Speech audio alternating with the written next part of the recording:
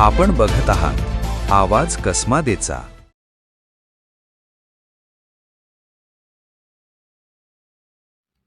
खाकी वर्दी नाव घेतलं की डोळ्यासमोर येते कडक शिस्त, कायद्याची कठोर अंमलबजावणी।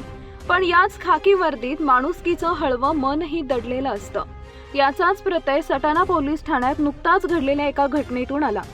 पतीकडून होणारा सततचा मानसिक त्रास, संसाराची झालेली वाताहत आणि उदरनिर्वाहाचे कोणतेच साधन नसल्याने एक महिला आपल्या 2 ते 3 वर्षाच्या चिमुकल्या लेकराला घेऊन मदतीच्या अपेक्षेने सटाणा पोलीस ठाण्यात पोहोचली।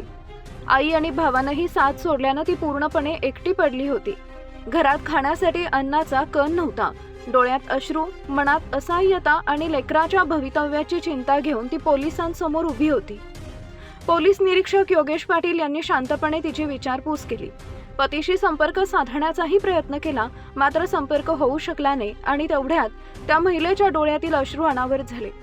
रडत रडत ती म्हणाली, साहेब 8 दिवस झाले घरात काहीच नाही, मी आणि माझे लेकरू उपाशी आहोत, कसं जगते मला सुद्धा माहिती नाही। हे शब्द ऐकताच पोलीस निरीक्षक योगेश पाटील यांचंही मन हेलावून गेलं।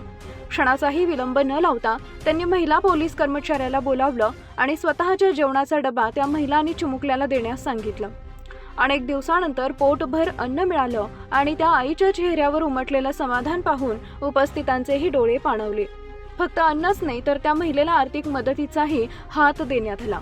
इतकंच नव्हे, उदरनिर्वाहासाठी तिने एका ठिकाणी काम शोधलं होतं, मात्र ओळखी अभावी काम मिळत नव्हतं। हे समजताच पोलीस निरीक्षक पाटील यांनी स्वतः संबंधित ठिकाणी फोन करत त्या महिलेला काम देण्याची विनंती केली। संकटात सापडलेल्या एका आईला आणि तिच्या चिमुकल्याला सटाणा पोलिसांनी दिलासा दिला। आजच्या धावपळीच्या आणि स्वार्थी होत चाललेल्या जगात अशा घटना समाजाला माणुसकीची नवी उभारी देतात। खाकी वर्दी फक्त कायदा आणि सुव्यवस्था राखत नाही, तर गरज पडल्यास ती मायाळूपणे आधार देणारे हातही बनते। आणि म्हणूनच आज सटाणा पोलिसांच्या या कार्याला मनापासून सलाम।